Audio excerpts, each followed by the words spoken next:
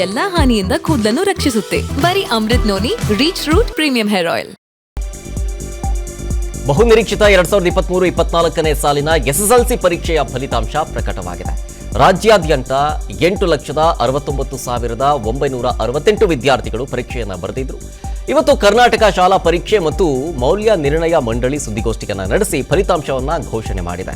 ಎಂದಿನಂತೆ ಈ ಬಾರಿಯೂ ಕೂಡ ಹೆಣ್ಮಕ್ಳೇ ರಿಸಲ್ಟ್ನಲ್ಲಿ ಮೇಲುಗೈಯನ್ನ ಸಾಧಿಸಿದ್ದಾರೆ. ಇನ್ನು ಉಡುಪಿ ಜಿಲ್ಲೆಗೆ ರಾಜ್ಯದಲ್ಲೇ ಮೊದಲ ಸ್ಥಾನ ಸಿಕ್ಕಿದ್ದು, ಯಾದಗಿರಿ ಜಿಲ್ಲೆ ಕೊನೆಯ ಸ್ಥಾನಕ್ಕೆ ತೃಪ್ತಿ ಪಡ್ಕೊಂಡಿದೆ.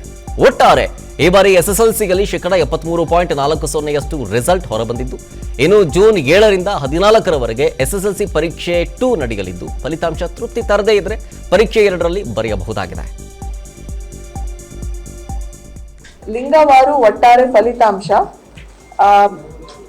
ಗಂಡು ಮಕ್ಕಳು ಹಾಜರಾದವರು 4,36,138, ಉತ್ತೀರ್ಣರಾದವರು 2,87,416. ಶೇಕಡವಾರು ಫಲಿತಾಂಶ 65.90. ಹೆಣ್ಣು ಮಕ್ಕಳು ವಿದ್ಯಾರ್ಥಿಗಳು ಹಾಜರಾದವರು 4,23,829, ಉತ್ತೀರ್ಣರಾದವರು 3,43,778. ಶೇಕಡವಾರು ಫಲಿತಾಂಶ 81.11. ಲಿಂಗವಾರು ಎಸ್ಎಸ್ಎಲ್ಸಿ ಎಕ್ಸಾಮ್ನಲ್ಲಿ ಈ ಬಾರಿ ಬಾಲಕಿಯರೇ ಮೇಲುಗೈ ಸಾಧಿಸಿದ್ದು, ಅದರಲ್ಲೂ ಬಾಗಲಕೋಟೆ ವಿದ್ಯಾರ್ಥಿನಿ ಅಂಕಿತಾ ಬಸಪ್ಪ ಕೊನ್ನೂರು 625ಕ್ಕೆ 625 ಅಂಕವನ್ನು ಪಡೆದುಕೊಳ್ಳುವ ಮೂಲಕ ರಾಜ್ಯಕ್ಕೆ ಪ್ರಥಮ ಸ್ಥಾನವನ್ನು ಪಡೆದಿದ್ದಾರೆ.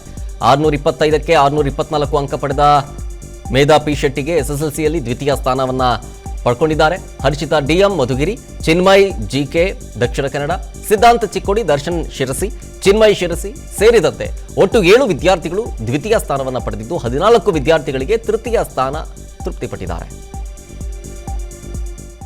ಫುಲ್ ಖುಷಿಯಾಗಿದೆ ಸರ್.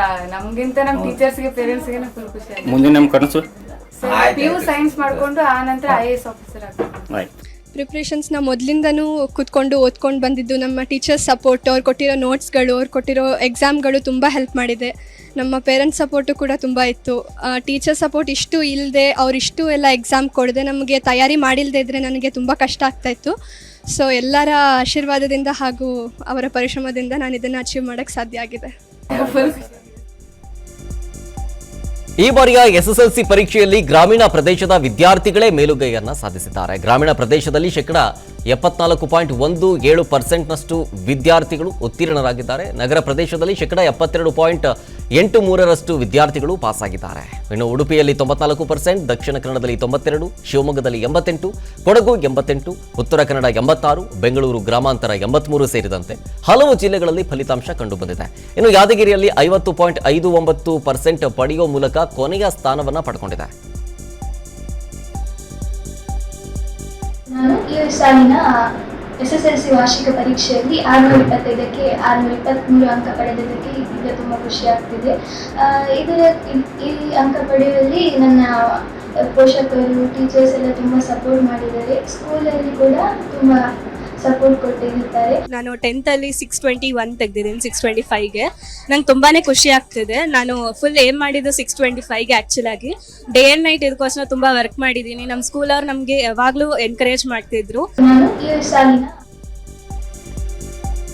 ರಾಜ್ಯಾದ್ಯಂತ 10ನೇ ತರಗತಿಯ ಬೋರ್ಡ್ ಪರೀಕ್ಷೆ ಬರೆದ ಎಲ್ಲ ಅಭ್ಯರ್ಥಿಗಳು ಕರ್ನಾಟಕ ಎಸ್ಎಸ್ಎಲ್ಸಿ ಫಲಿತಾಂಶವನ್ನ ಕರ್ನಾಟಕ ಫಲಿತಾಂಶದ ಅಧಿಕೃತ ವೆಬ್ಸೈಟ್ carresult.nic.in ನಲ್ಲಿ ಅಥವಾ KSEAB.karnataka.gov.in ನಲ್ಲಿ ನೇರ ಲಿಂಕ್ ಮೂಲಕವೂ ಕೂಡ ಪರಿಶೀಲಿಸಬಹುದಾಗಿದೆ. ಇನ್ನು ಈ ಬಾರಿ ರಾಜ್ಯದ 78 ಶಾಲೆಗಳಲ್ಲಿ ಶೂನ್ಯ ಫಲಿತಾಂಶವನ್ನ ಕಂಡಿವೆ. 62 ಅನುದಾನ ರಹಿತ ಶಾಲೆಗಳಲ್ಲಿ 0 ರಿಸಲ್ಟ್ ಕಂಡು ಬಂದಿದೆ. 2022-23ರಲ್ಲಿ 83.89% ಮಂದಿ ಪಾಸ್ ಆಗಿದ್ರು. ಆದರೆ ಈ ಬಾರಿ 73.40% ಮಂದಿ ಪಾಸ್ ಆಗಿದ್ದಾರೆ. ಅಂದ್ರೆ 10.49% ಫಲಿತಾಂಶ ಕುಸಿತವನ್ನ ಕಂಡಿದೆ. ಮಹಿಳೆ ಅಪಹರಣ ಕೇಸ್ನಲ್ಲಿ ಬಂಧನಕ್ಕೊಳಗಾಗಿ ಪರಪ್ಪನ ಅಗ್ರಹಾರ ಜೈಲಿನಲ್ಲಿರುವ ಮಾಜಿ ಸಚಿವ HD ರೇವಣ್ಣ ಅವರ ಇನ್ನೊಂದು ಜಾಮೀನು ಅರ್ಜಿ. ನನ್ನ ಜೀವನದಲ್ಲಿ ನಾನು ಮಾತ್ರವಲ್ಲ, ನನ್ನ ಕೂದಲು ಕೂಡ ಆಗಿರ್ಬೇಕು ಸ್ಟ್ರಾಂಗ್ ಅಂಡ್ ಸ್ಟೈಲಿಶ್. ಬರೀ Amrut noni reach root premium hair oil ನೊಂದಿಗೆ. Reach root premium hair oil. ಮತ್ತು ಜನಪ್ರತಿನಿಧಿಗಳ ವಿಶೇಷ ನ್ಯಾಯಾಲಯದಲ್ಲಿ ವಿಚಾರಣೆಯನ್ನ ನಡೆಸಲಾಯಿತು. ಬೆಳಗ್ಗೆ ಜನಪ್ರತಿನಿಧಿಗಳ ವಿಶೇಷ ನ್ಯಾಯಾಲಯದಲ್ಲಿ ಅರ್ಜಿ ವಿಚಾರಣೆ ಆರಂಭವಾಯಿತು. HD ರೇವಣ್ಣ ಹಿರಿಯ ವಕೀಲ CV ನಾಗೇಶ್ ವಾದವನ್ನ ಮಂಡಿಸಿದ್ರು. ಅವರ ಪರವಾಗಿ ಆಕ್ಷೇಪಣೆ ಸಲ್ಲಿಸುವುದಕ್ಕೆ ಸೋಮವಾರದವರೆಗೂ SPP ಕಾಲಾವಕಾಶವನ್ನ ಕೇಳಿದ್ರು. ಪಿಪಿಗಳು ಬದಲಾದಾಗ್ಲೆಲ್ಲ ಸಮಯ ಕೊಡೋದಕ್ಕಾಗೋದಿಲ್ಲ ಅಂತ ಹೇಳಿ ಜಡ್ಜ್ ಸೂಚನೆಯನ್ನ ಕೊಟ್ಟು ವಿಚಾರಣೆಯನ್ನ ಮತ್ತೆ ಮಧ್ಯಾಹ್ನ 2:45ಕ್ಕೆ ಮುಂದೂಡಿದ್ರು. ಅಮಾವಾಸ್ಯೆ ದಿನ ಜೈಲು ಸೇರಿದ್ದ ರೇವಣ್ಣಗೆ ಜೈಲಿನಲ್ಲಿ ಹೈಡ್ರಾಮಾ ಶುರುವಾಗಿದೆ. ಹೊಟ್ಟೆ ನೋವು ಅಂತ ಹೇಳಿ ರೇವಣ್ಣ ಅಳಲು ತೋಡ್ಕೊಂಡಿದ್ದಾರೆ. ಆರೋಗ್ಯ ಸಮಸ್ಯೆಯಿಂದ ಬಳಲ್ತಾ ಇದ್ದ ರೇವಣ್ಣಗೆ ಹೆಲ್ತ್ ಮತ್ತಷ್ಟು ಕೈ ಕೊಡೋ ಸಾಧ್ಯತೆ ಇದೆ. ಸಂತ್ರಸ್ತೆಯ ಕಿಡ್ನಾಪ್ ಕೇಸ್ನಲ್ಲಿ ಅಪ್ಪ ಅರೆಸ್ಟ್ ಆಗಿ ಜೈಲು ಪಾಲಾಗ್ತಾ ಇದ್ದಂತೆ ಪ್ರಜ್ವಲ್ ರಿಟರ್ನ್ ಯಾವಾಗ ಅನ್ನುವಂತಹ ಪ್ರಶ್ನೆ, ಅದಕ್ಕೆ ಮುಹೂರ್ತ ಕೂಡ ಫಿಕ್ಸ್ ಆದಂತೆ ಕಾಣಿಸ್ತಾ ಇದೆ. SIT ವಿಚಾರಣೆಗೆ ಹಾಜರಾಗೋದಕ್ಕೆ ಪೆನ್ಡ್ರೈವ್ ಪ್ರಜ್ವಲ್ ಕೇಳಿದ್ದ ಸಮಯ ನಿನ್ನೆಗೆ ಅಂತ್ಯ ಆಗಿದೆ. ಮೇ 1ರಂದು ತಮ್ಮ ವಕೀಲರ ಮೂಲಕ 7 ದಿನಗಳ ಸಮಯಾವಕಾಶವನ್ನ ಪ್ರಜ್ವಲ್ ಕೇಳಿದ್ದ. ವಿದೇಶದಲ್ಲಿ ತಲೆಮರೆಸಿಕೊಂಡು ಸಾಮಾಜಿಕ ಜಾಲತಾಣ X ನಲ್ಲಿ ಪೋಸ್ಟ್ ಹಾಕಿದ್ರು. ಆದ್ರೆ ಇಲ್ಲಿ ತನಕವೂ ಕೂಡ ಪ್ರಜ್ವಲ್ ಭಾರತಕ್ಕೆ ಬಂದಿಲ್ಲ. ಆದ್ರೆ ಮೇ 15ನೇ ತಾರೀಕು ಪ್ರಜ್ವಲ್ ಬೆಂಗಳೂರಿಗೆ ಬರೋ ಸಾಧ್ಯತೆ ಇದೆ. ಮೇ 15ನೇ ತಾರೀಕು ಜರ್ಮನಿಯ ಮ್ಯೂನಿಚ್ನಿಂದ ವಿಮಾನ ನಿಲ್ದಾಣದಿಂದ ಬೆಂಗಳೂರಿಗೆ ಬರೋದಕ್ಕೆ LH764 ವಿಮಾನದ ಟಿಕೆಟ್ ಕೂಡ ಬುಕ್ ಮಾಡಿದ್ದಾರೆ ಅಂತ ಹೇಳಿ ಇಮಿಗ್ರೇಷನ್ ಡಿಪಾರ್ಟ್ಮೆಂಟ್ ಏರ್ಪೋರ್ಟ್ ಪೊಲೀಸರಿಗೆ ಮಾಹಿತಿಯನ್ನು ಕೊಟ್ಟಿದ್ದಾರೆ. ಇನ್ನು 2 ಬಾರಿ ಟಿಕೆಟ್ ಬುಕ್ ಮಾಡಿ ಕ್ಯಾನ್ಸಲ್ ಮಾಡಿದ್ದ ಪ್ರಜ್ವಲ್ ರೇವಣ್ಣ ಇದೀಗ ಮೇ 15ನೇ ತಾರೀಕು ಬೆಂಗಳೂರಿಗೆ ಬರೋದಕ್ಕೆ ಟಿಕೆಟ್ ಬುಕ್ ಮಾಡಿದ್ದಾರೆ. ಮೇ 15ರ ಮಧ್ಯರಾತ್ರಿ 12:30 ಕೆಂಪೇಗೌಡ ಏರ್ಪೋರ್ಟ್ನ ಟರ್ಮಿನಲ್ 2ರಲ್ಲಿ ವಿಮಾನ ಲ್ಯಾಂಡಿಂಗ್ ಆಗಲಿದ್ದು ಇದರಲ್ಲಿ ಬರೋ ಸಾಧ್ಯತೆ ಇದೆ. ಹಾಸನ ಸಂಸದ ಪ್ರಜ್ವಲ್ ರೇವಣ್ಣರದ್ದು ಎನ್ನಲಾದ ಅಶ್ಲೀಲ ವಿಡಿಯೋ ವೈರಲ್ ಆರೋಪ ಪ್ರಕರಣದಲ್ಲಿ ನಿರೀಕ್ಷಣಾ ಜಾಮೀನು ಅರ್ಜಿ ವಜಾ ಬಳಿಕ ಪ್ರಜ್ವಲ್ ಮಾಜಿ ಕಾರು ಚಾಲಕ ಕಾರ್ತಿಕ್ಗೆ ಬಂಧನದ ಭೀತಿಗೆ ಎದುರಾಗಿದೆ. ಕಾರ್ತಿಕ್ ಪುಟ್ಟಿ ಅಲಿಯಾಸ್ ಪುಟ್ರಾಜ್, ನವೀನ್ ಗೌಡ ಹಾಗೂ ಚೇತನ್ ಬಂಧನಕ್ಕೆ ಪೊಲೀಸರು ಬಲೆ ಬೀಸಿದ್ದಾರೆ. ಏಪ್ರಿಲ್ 23ರಂದು ಹಾಸನ ಸೈಬರ್ ಕ್ರೈಂ ಪೊಲೀಸ್ ಠಾಣೆಯಲ್ಲಿ ಕೇಸು ದಾಖಲಾಗಿತ್ತು. ಎಡಿಟ್ ಮಾಡಿ ಸಂಸದ ಪ್ರಜ್ವಲ್ ಅವರ ಅಶ್ಲೀಲ ಫೋಟೋ ವಿಡಿಯೋ ಸೃಷ್ಟಿ ಮಾಡಿ ಪೆನ್ಡ್ರೈವ್ ಮೂಲಕ ಹಂಚಿಕೊಂಡಿರುವ ಆರೋಪ ಕೇಳಿಬಂದಿದೆ. ಕಾರ್ತಿಕ್ ಪುಟ್ರಾಜು, ನವೀನ್ ಗೌಡ, ಶರತ್ ಅಲಿಯಾಸ್ ಕ್ವಾಲಿಟಿ ಬಾರ್ ಶರತ್ ವಿರುದ್ಧ JDS ದೂರು ಕೊಟ್ಟಿತ್ತು. ಅರ್ಜಿ ವಜಾ ಬೆನ್ನಲ್ಲೇ ಆರೋಪಿಗಳ ಬಂಧನಕ್ಕೆ ಪೊಲೀಸರು ಬಲೆ ಬೀಸಿದ್ದಾರೆ. ಪೆನ್ಡ್ರೈವ್ ವೈರಲ್ ಆರೋಪ ಪ್ರಕರಣ ಇನ್ನೂ ಕೂಡ SITಗೆ ಹಸ್ತಾಂತರವಾಗಿಲ್ಲ. ಈ ಹಿನ್ನೆಲೆಯಲ್ಲಿ ಹಾಸನ ಪೊಲೀಸರು ತನಿಖೆಯನ್ನು ಮುಂದುವರೆಸಿದ್ದಾರೆ. ಮಾಜಿ ಸಚಿವ HD ರೇವಣ್ಣ ಅವರಿಂದ ಸಂತ್ರಸ್ತ ಮಹಿಳೆಯನ್ನ ಕಿಡ್ನಾಪ್ ಮಾಡಿಸಲಾಗಿದೆ ಎನ್ನಲಾದ ಪ್ರಕರಣದಲ್ಲಿ ಮತ್ತೆ 4ರನ್ನ SIT ಪೊಲೀಸರು ಅರೆಸ್ಟ್ ಮಾಡಿದ್ದಾರೆ. ಈಗಾಗಲೇ ಈ ಪ್ರಕರಣದಲ್ಲಿ ರೇವಣ್ಣ ಬಂಧಿತರಾಗಿ ವಿಚಾರಣಾಧೀನ ಕೈದಿಯಾಗಿ ಜೈಲಿನಲ್ಲಿದ್ದಾರೆ. ಯುವ ಜನತಾದಳ ಮಾಜಿ ಅಧ್ಯಕ್ಷ HK ಸುಜಯ್, ಕಪ್ಪಡಿ ಗ್ರಾಮದ ಮಧು, ಹೆಬ್ಬಾಳು ಗ್ರಾಮ ಪಂಚಾಯತ್ ಸದಸ್ಯ ಮನು, ವಕೀಲ ತಿಮ್ಮಪ್ಪ ಎಂಬುವರನ್ನ ಬಂಧಿಸಲಾಗಿದೆ. ಇವರು ಸಂತ್ರಸ್ತ ಮಹಿಳೆಯ ಕಿಡ್ನಾಪ್ಗೆ ಸಹಕರಿಸಿದ್ರು ಅಂತ ಹೇಳಿ ಆರೋಪಿಸಲಾಗಿದೆ. KR ನಗರ ಠಾಣೆಯಲ್ಲಿ ದೂರು ಕೂಡ ದಾಖಲಾಗಿದೆ. ಈ 4ರು ನಿನ್ನೆ HD ರೇವಣ್ಣ ಪರ ಸುದ್ದಿಗೋಷ್ಠಿ ನಡೆಸಿ ಪೊಲೀಸರು ತಾರತಮ್ಯ ಎಸಗುತ್ತಿರುವ ಕುರಿತು ಆರೋಪವನ್ನ ಮಾಡಿದ್ರು. ಇವತ್ತು ಆರೋಪಿಗಳನ್ನ ಕೋರ್ಟ್ಗೆ ಹಾಜರುಪಡಿಸುವ ಸಾಧ್ಯತೆ ಇದೆ. ಪ್ರಜ್ವಲ್ ರೇವಣ್ಣ ವಿರುದ್ಧ ಲೈಂಗಿಕ ದೌರ್ಜನ್ಯ ಪ್ರಕರಣ ಸಂಬಂಧ ಪ್ರತಿಕ್ರಿಯೆ ನೀಡಿದ ಗೃಹ ಸಚಿವ ಡಾಕ್ಟರ್ ಜಿ ಪರಮೇಶ್ವರ್, SIT ಅಧಿಕಾರಿಗಳು ಸರಿಯಾಗಿ ತನಿಖೆಯನ್ನ ಮಾಡ್ತಾ ಇದ್ದಾರೆ, ಬಿಜೆಪಿ JDSನವರು ಹೇಳದಕ್ಕೆಲ್ಲ ಉತ್ತರಿಸಕ್ಕಾಗತ್ತಾ ಅಂತ ಹೇಳಿದ್ದಾರೆ. ಬೆಂಗಳೂರಿನಲ್ಲಿ ಮಾತನಾಡಿದ ಅವರು, ಸರ್ಕಾರ ಈ ಪ್ರಕರಣವನ್ನ ಗಂಭೀರವಾಗಿ ಪರಿಗಣಿಸಿದೆ. ಟೀಕೆ ಟಿಪ್ಪಣಿ ಮಾಡೋರ್ಗೆಲ್ಲ ಉತ್ತರ ಕೊಡೋದಕ್ಕೆ ಹೋಗೋದಿಲ್ಲ, ಪ್ರತಿನಿತ್ಯ ಏನಾಗುತ್ತೆ ಅಂತ ಹೇಳಿ ಹೇಳೋದಕ್ಕಾಗೋದಿಲ್ಲ ಅಂತ ಹೇಳಿ ಪರಮೇಶ್ವರ ಹೇಳಿದ್ರು. ಅವ್ರಿವ್ರು ಹೇಳಿದ್ದಕ್ಕೆಲ್ಲ ನಾನು ಇಲ್ಲಿ ಉತ್ತರ ಕೊಡಕ್ಕಾಗತ್ತಾ? ನಿಮಗೆ ನೋಡಿ, ನಾ ಹೇಳ್ತೀನಿ, SIT ಬಹಳ ಗಂಭೀರವಾಗಿ ಇದನ್ನ ತನಿಖೆ ಮಾಡ್ತಿದ್ದಾರೆ. ಅವ್ರಿಗೆ ಬಿಡ್ಬೇಕಲ್ಲ, ನಾವು ಅವ್ರಿಗೆ ಫ್ರೀಡಮ್ ಕೊಡ್ಬೇಕಲ್ಲ. ಎಲ್ಲರೂ ಒಂದೊಂದು ಹೇಳಿಕೆ ಕೊಡ್ತಾ ಹೋದ್ರೆ ಅದಕ್ಕೂ ಉತ್ತರ ಹೆಂಗ್ ಕೊಡಕ್ಕಾಗುತ್ತೆ? ಅವರೊಂದು ಹೇಳ್ತಾರೆ, ಇವರೊಂದು ಹೇಳ್ತಾರೆ, ಹೇಳ್ತಾನೆ ಇರ್ತಾರಪ್ಪ, ಅದಕ್ಕೆಲ್ಲ ಉತ್ತರ ಕೊಡಕ್. ಪ್ರಜ್ವಲ್ ಪೆನ್ಡ್ರೈವ್ ಪ್ರಕರಣ ಸಂಬಂಧ ಇವತ್ತು ಮಾಜಿ CM HD ಕುಮಾರಸ್ವಾಮಿ ರಾಜ್ಯಪಾಲರ ಭೇಟಿಯಾಗಲಿದ್ದಾರೆ. ಮಧ್ಯಾಹ್ನ 3 ಗಂಟೆಗೆ ರಾಜ್ಯಪಾಲ ಥಾವರ್ಚಂದ್ ಗೆಹ್ಲೋಟ್ರನ್ನ HD ಕುಮಾರಸ್ವಾಮಿ ಅವರು ಭೇಟಿಯಾಗಲಿದ್ದಾರೆ. ಇನ್ನು ಜೂನ್ 4ರ ಬಳಿಕ ಪೆನ್ಡ್ರೈವ್ ಪ್ರಕರಣ ಸತ್ತೇ ಹೋಗುತ್ತೆ ಅಂತ ಮಾಜಿ CM HDK ಹೇಳಿಕೆಯನ್ನು ಕೊಟ್ಟಿದ್ದಾರೆ. ಬೆಂಗಳೂರಿನಲ್ಲಿ ಮಾತನಾಡಿದ ಅವರು, ದೃಶ್ಯಂ ಸಿನಿಮಾದಲ್ಲಿ ಬರುವಂತಹ ಸನ್ನಿವೇಶಗಳು ನಡೀತಾ ಇದೆ, ಈ ಸಿನಿಮಾಗೆ ನನ್ನನ್ನೇ ಕಥಾನಾಯಕನನ್ನಾಗಿ ಮಾಡಿದ್ದಾರೆ ಅಂತಂದ್ರು. ನಾನೇ ಪ್ರೊಡ್ಯೂಸರು, ನಾನೇ ಡೈರೆಕ್ಟ್ರು, ನಾನೇ ಕಥಾನಾಯಕರು. ಏಕೆಂದ್ರೆ ಬಹುಶಃ ಯಾವ್ದೋ ಒಂದು ಮಲಯಾಳಿ ಪಿಕ್ಚರ್ ಬಂತಲ್ಲ, ರವಿಚಂದ್ರನ್ ಮಾಡಿರೋದು ಕನ್ನಡದಲ್ಲಿ, ಈ ತರದ್ದು ಸ್ಟೋರಿಗಳು ಸಿನಿಮಾದಲ್ಲಿ ಬಂದ್ಬಿಟ್ಟಿದ್ದಾವೆ. ಇಂಥ ಸ್ಟೋರಿಗಳಿಗೆ ಕಥಾನಾಯಕನು ಬೇಕಲ್ಲ, ಒಬ್ಬ ಕಥಾನಾಯಕನ್ ನನ್ನನ್ನು ಮಾಡ್ಕೊಂಡವ್ರಲ್ವಾ ಶಿವಕುಮಾರ್ ಅವರು. ಸಂತೋಷ, ಕಥಾನಾಯಕನಾಗಿ ಅಕ್ಸೆಪ್ಟ್ ಮಾಡ್ಕೊಂಡ್ರೆ ಇರ್ಲಿ ಬನ್ನಿ. ನಾನೇ ಪ್ರೊಡ್ಯೂಸರು, ನಾನೇ ಡೈರೆಕ್ಟ್ರು, ನಾನೇ ಕಥಾನಾಯಕರು. ಕೋಲಾರ ಜಿಲ್ಲೆಯಲ್ಲಿ ನಿರ್ಮಾಣ ಹಂತದಲ್ಲಿಯೇ ಕಳಪೆ ಕಾಮಗಾರಿ ಆರೋಪ ಕೇಳಿ ಬರ್ತಾ ಇದೆ. ಶ್ರೀನಿವಾಸಪುರ ತಾಲೂಕಿನ ಕಿರುವಾರ ಗ್ರಾಮದ ಸರ್ಕಾರಿ ಶಾಲಾ ಕಟ್ಟಡ ನಿರ್ಮಾಣದಲ್ಲಿ ಕಳಪೆ ಆರೋಪ ಕೇಳಿ ಬಂದಿರೋದು. ಕಟ್ಟಡದ ಅಡಿಪಾಯದಿಂದಲೇ ಗುಣಮಟ್ಟದ ಸಾಮಗ್ರಿ ಬಳಸಿಲ್ಲ ಅಂತ ಹೇಳಿ ಗ್ರಾಮಸ್ಥರು ಆರೋಪವನ್ನ ಮಾಡಿದ್ದಾರೆ. ಗುತ್ತಿಗೆದಾರ ವೆಂಕಟೇಶ್ ಹೆಸರಿಗೆ ಕಾಮಗಾರಿ ಮಂಜೂರು ಮಾಡಲಾಗಿದ್ದು ಟೆಂಡರ್ನಲ್ಲಿ ಗುತ್ತಿಗೆದಾರ ವೆಂಕಟೇಶ್ ಹೆಸರು ಉಲ್ಲೇಖಿಸಲಾಗಿದೆ. ಹೀಗಾಗಿ ಸೂಕ್ತ ರೀತಿಯಲ್ಲಿ ಕಾಮಗಾರಿ ನಡೆಸುವಂತೆ ಗ್ರಾಮಸ್ಥರು ಆಗ್ರಹಿಸಿದ್ದಾರೆ. ಮೈಸೂರಿನಲ್ಲಿ ತಡರಾತ್ರಿ ಸುರಿದ ಧಾರಾಕಾರ ಮಳೆಯಿಂದ ನಾನಾ ಅವಾಂತರಗಳು ಶುರುವಾಗಿದೆ. ಬಿರುಗಾಳಿ ಸಹಿತ ಮಳೆಯಾಗಿದ್ದರಿಂದ ಅಗ್ರಹಾರ, ಜಯನಗರ, ಸರಸ್ವತಿಪುರಂ, ಕುವೆಂಪು ನಗರ, ರಾಮಕೃಷ್ಣ ನಗರದಲ್ಲಿ ಮರಗಳು ಧರೆಗುರುಳಿವೆ.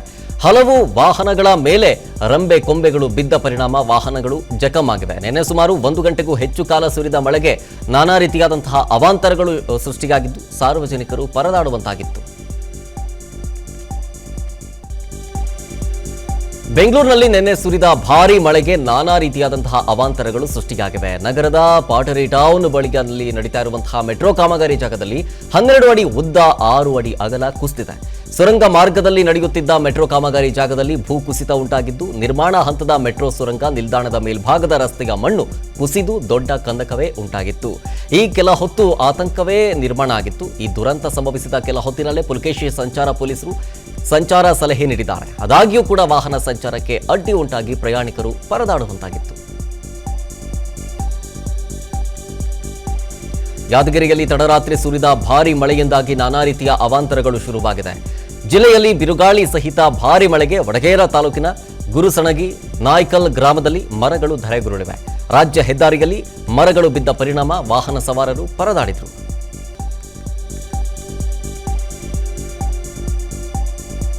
ರಾಜ್ಯದಲ್ಲಿ ಮುಂದಿನ 24 ಗಂಟೆಯಲ್ಲಿ ಭಾರೀ ಮಳೆ ಬರುವ ಸಾಧ್ಯತೆ ಇದೆ ಅಂತ ಹವಾಮಾನ ಇಲಾಖೆ ಮುನ್ಸೂಚನೆಯನ್ನು ಕೊಟ್ಟಿದೆ. ಮುಂದಿನ 1 ವಾರಗಳ ಕಾಲ ಬೀದರ್, ಕಲಬುರಗಿ, ರಾಯಚೂರು, ಕೊಪ್ಪಳ, ಬಳ್ಳಾರಿ, ಬೆಂಗಳೂರು ನಗರ, ಬೆಂಗಳೂರು ಗ್ರಾಮಾಂತರ, ಮೈಸೂರು, ಕೊಡಗು, ಕೋಲಾರ, ರಾಮನಗರ ಸೇರಿದಂತೆ ಹಲವು ಕಡೆಗಳಲ್ಲಿ ಉತ್ತಮ ಮಳೆಯಾಗುವ ಸಾಧ್ಯತೆ ಇದೆ. ಇನ್ನು ಚಿತ್ರದುರ್ಗ ಜಿಲ್ಲೆಯಲ್ಲಿ ಯೆಲ್ಲೋ ಅಲರ್ಟ್ ಘೋಷಿಸಲಾಗಿದೆ. ಚಿಕ್ಕಮಗಳೂರು ನಗರದಲ್ಲಿ ಒಂಟಿ ಸಲಗ ದಾಂಧಲೆ ನಡೆಸ್ತಾ ಇದೆ. ತೇಗೂರು, 3 ಮನೆ ಹಳ್ಳಿ ಗ್ರಾಮಗಳಲ್ಲಿ ಕಾಡಾನೆಗ ಪುಂಡಾಟ ಕಂಡು ಗ್ರಾಮಸ್ಥರು ಕಿರುಚಾಡಿದ್ದಾರೆ. ತಡರಾತ್ರಿ ಗ್ರಾಮದ ಮನೆಗಳ ಸುತ್ತಮುತ್ತಲೇ ಕಾಡಾನೆ ಓಡಾಡ್ತಾ ಇದ್ದು ಕಾಡಾನೆಗ ಪುಂಡಾಟಕ್ಕೆ ಗ್ರಾಮಸ್ಥರು ಬೆಚ್ಚಿ ಬಿದ್ದಿದ್ದಾರೆ. ಮೈಸೂರು ಜಿಲ್ಲೆ ನಾಗರಹೊಳೆ ಅಭಯಾರಣ್ಯ ವ್ಯಾಪ್ತಿಯ ಕುಟ್ಟಾತೇಟ್ ಬಳಿ ಕರಿ ಚಿರತೆ ಪ್ರತ್ಯಕ್ಷವಾಗಿದೆ. ಸಫಾರಿ ಪ್ರಿಯರಿಗೆ ಅಪರೂಪದ ಕರಿ ಚಿರತೆ ದರ್ಶನವನ್ನ ಕೊಟ್ಟಿದ್ದು ಹಲವು ದಿನಗಳಿಂದ ನಿರಾಸೆಯಾಗಿದ್ದ ಪ್ರವಾಸಿಗರು ಸಂತಸವನ್ನ ವ್ಯಕ್ತಪಡಿಸ್ತಾ ಇದ್ದಾರೆ. ರಸ್ತೆಯಲ್ಲಿಯೇ ರಾಜಗಾಂಭೀರ್ಯವಾಗಿ ನಡೆಯುವ ಕರಿ ಚಿರತೆಯನ್ನ ಕಂಡು ಪ್ರವಾಸಿಗರು ದಿಲ್ ಖುಷಾದ್ರು. ಸಫಾರಿ ವಾಹನ ಚಾಲಕ ವಿನಯ್ ಕುಮಾರ್ ಕ್ಯಾಮೆರಾದಲ್ಲಿ ಅಪರೂಪದ ಕರಿ ಚಿರತೆ ದೃಶ್ಯ ಸೆರೆಯಾಗಿದೆ.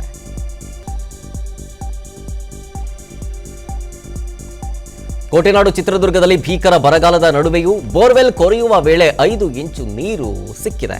ಇನ್ನು ಅನ್ನದಾತನ ಮೊಗದಲ್ಲಿ ಮಂದಹಾಸವೂ ಕೂಡ ಮೂಡಿದೆ. ಚಿತ್ರದುರ್ಗ ಜಿಲ್ಲೆ ಚಳ್ಳಕೆರೆ ತಾಲೂಕಿನ ಚಿಕ್ಕಚೆಲ್ಲೂರು ಗ್ರಾಮದಲ್ಲಿ ರೈತ ಹರೀಶ್ ಹೊಲದಲ್ಲಿ ಕಳೆದ 1 ವರ್ಷದಿಂದ ಬೋರ್ವೆಲ್ ಕೊರೆಸಿದ್ರು. ಆದರೆ ನೀರು ಸಿಗದೆ ಕಂಗಾಲಾಗಿದ್ದ ರೈತ ಮತ್ತೊಂದು ಬೋರ್ವೆಲ್ ಕೊರೆಸಿದ್ದಾನೆ. ಈಗ ನೀರು ಸಿಕ್ಕಿದ್ದು ಬೋರ್ವೆಲ್ ಗಾಡಿಯ ಎತ್ತರಕ್ಕೆ ಚಿಮ್ಮಿದ ನೀರು ಕಂಡು ರೈತ ಫುಲ್ ಖುಷಿಯಾಗಿದ್ದಾರೆ.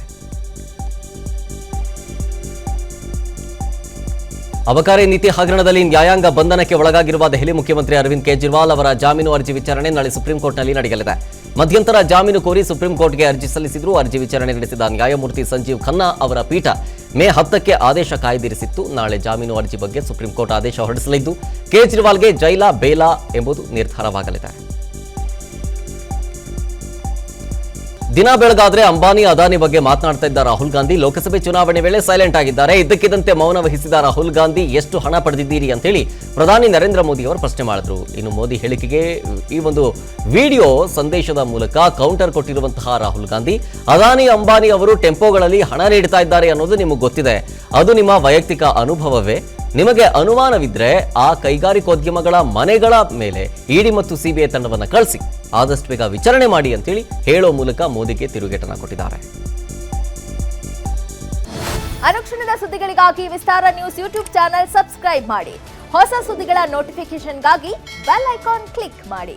ಲೇಟೆಸ್ಟ್ ಅಪ್ಡೇಟ್ಸ್ಗಾಗಿ www.vistaranews.com ವೆಬ್ಸೈಟ್ಗೆ ವಿಸಿಟ್ ಮಾಡಿ. ಅಂಗೈಯಲ್ಲೇ ಜಗತ್ತಿನ ಸುದ್ದಿ ತಿಳಿಯಲು ವಿಸ್ತಾರ ನ್ಯೂಸ್ ಕನ್ನಡ ಆಪ್ ಡೌನ್ಲೋಡ್ ಮಾಡಿ.